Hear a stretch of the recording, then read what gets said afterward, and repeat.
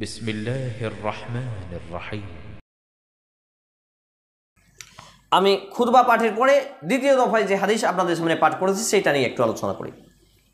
এটা হচ্ছে কুরআনুল কারীমের সূরা আল ইমরান 3 নম্বর সূরা আয়াত নম্বর 185। আপনাদের একটু বলেই ফেলি যে মনে করছেন যে আয়াতগুলো অটোমেটিকভাবে চলে আসছে দিয়ে আমি আলোচনা করছি, এত সহজ নয়।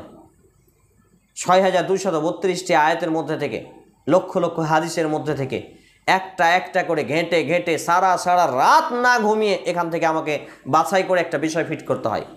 কারো লেখা বই থেকে কপি করে চুরি করা এই অভ্যাস আমার নেই। নিজে পরিশ্রমের মধ্য দিয়ে আমি নিজে ঘাটাঘাটি করে এইগুলো একটা করে বিষয় সাজাই, তারপরে আপনাদের সামনে আলোচনা করি। আর আপনাদের এখানে এসে 10 টাকা ব্যয় করতে, কোটাতে 10টা টাকা রাখতেও খুব কষ্ট হয়ে যায়। মাঝে মাঝে ইচ্ছা হয় যে প্রোগ্রামগুলো সব বন্ধ করে দেবো, যা জাহান্নামে যে যাবি।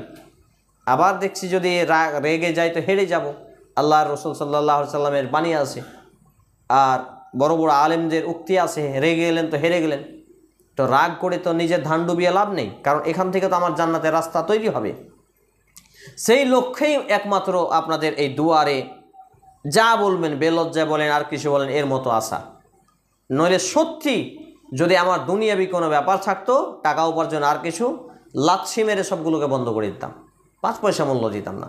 যেহেতু পরকালীন বিষয়, সফলতার ব্যাপার আছে এবং জান্নাত জাহান্নামের একটা ব্যাপার আছে, এই জন্যই শুধু মানুষের লাভ ঝাঁটা খেয়ে দুয়ারে দুয়ারে বেড়াচ্ছি।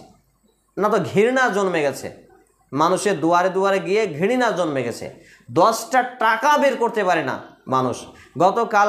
কালকে খাস করে খুতবাজি রাখলো, ট্রেনের টিকিট কেটে গেলাম এলাম, এত প্রচণ্ড রোদের মধ্যে এত কষ্ট করে, অথচ আসতে যেতে 150 টাকার উপরে খরচ হলো, অথচ একটা টাকা পর্যন্ত কেউ দেয়নি। ইচ্ছাই হয় না, কি দরকার? কিন্তু ওই যে জান্নাত জাহান্নামের ব্যাপারের জন্য এত কষ্ট মেনে নিতে হচ্ছে। সম্মানিত উপস্থিতি মা এবং বোন, বলছিলাম যে আয়াত দ্বিতীয় দফায় আপনাদের সামনে পাঠ করেছি, আল্লাহ তাআলা বলছেন, কুল্লু নাফসিন যায়িকাতুল মাউতি ওয়া ইন্নামা তুওয়াফাউনা উজুরাকুম ইয়াওমাল কিয়ামাতি ফামান জুহজিহা আনিন নারি ওয়া উদখিলাল জান্নাতা ফাকাদ ফাজ ওয়া মাল হায়াতুদ দুনিয়া ইল্লা মাতাউল গুরুর। আল্লাহ রাব্বুল আলামিন বলছেন, প্রত্যেক প্রাণীকে মৃত্যুর স্বাদ আস্বাদন করতে হবে, আর তোমরা কিয়ামতের দিন পরিপূর্ণ বদলা প্রাপ্ত হবে। তারপর যাকে জাহান্নামের আগুন থেকে বাঁচিয়ে জান্নাতে প্রবেশ করানো হবে, সে হবে চূড়ান্ত সফল।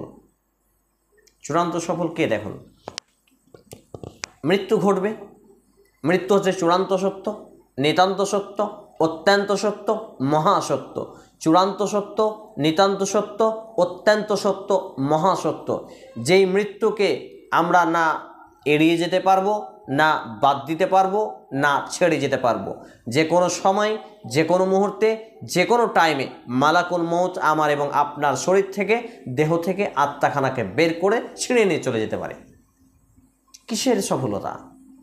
কোটি কোটি টাকার আপনি মালিক, আপনার অনেক টাকা পয়সা আছে, খাবারের অভাব নেই, ড্রেস পোশাকের অভাব নেই, কোনো কিছুর চিন্তা টেনশন নেই, খুব আনন্দে স্বাচ্ছন্দ্যে জীবন কাটাচ্ছেন। মালাকুল মউত আপনার কাছে এসে খানাকে ছিঁড়ে বের করে নিয়ে চলে গেল। আপনার শরীরটা নিঃস্বর হয়ে লাশ হয়ে পড়ে থাকলো। আপনার আত্মীয় স্বজন এখন বলবে, ছেলে মেয়েগুলো আব্বা বলবে, আম্মা বলবে। আপনার স্বামী আপনাকে বলবে, অমুকের মা 1 গ্লাস পানি দাও, বলবে? বলবে না, কারণ আপনি এখন লাশ, আপনার মূল্য নেই, আপনার মূল্য নেই। যেই চেহারাটাকে আপনি দিন রাত এই শূন্য ফিতা আলতা হিমনি ফিতনি কত কি দিয়ে সাজাচ্ছেন, এই চেহারাটা কি থাকবে? শরীরের উঁচু নিচু জায়গা আপনি লোককে দেখিয়ে বেড়াচ্ছেন, এইগুলো কি হবে? মারা যাবেন, কবরে যাবেন, কবরে যাওয়ার পাশাপাশি আপনার কি হবে? পোকা মাকড় সাপ বিচ্ছাই একটা একটা করে কুড়ে কুড়ে খাবে। একটু তো ভয় লাগা দরকার, একটু তো অনুতপ্ত হওয়া দরকার। যেই কথাগুলো শুনলে হৃদয় আতঙ্কিত হয়, হৃদয় কেঁপে উঠে। আপনাদের মনে কি পাথর দিয়ে তৈরি? আপনাদের হাড়টা যে হৃৎপিণ্ডটা আছে, এটা কি পাথর দিয়ে তৈরি? এত শক্ত কেন? নরম হয় না কেন? নাকি এটা মানুষের নয়, পশুর? কারণ মানুষের হাড়টা তো একটু নরম হয়, পশুর হাড়কে দেখতে পান না? একটা কুত্তাকে রাস্তা দিয়ে যতই মারে যতই তাড়ে পালাই না, ওর ভিতর কাঁপে না।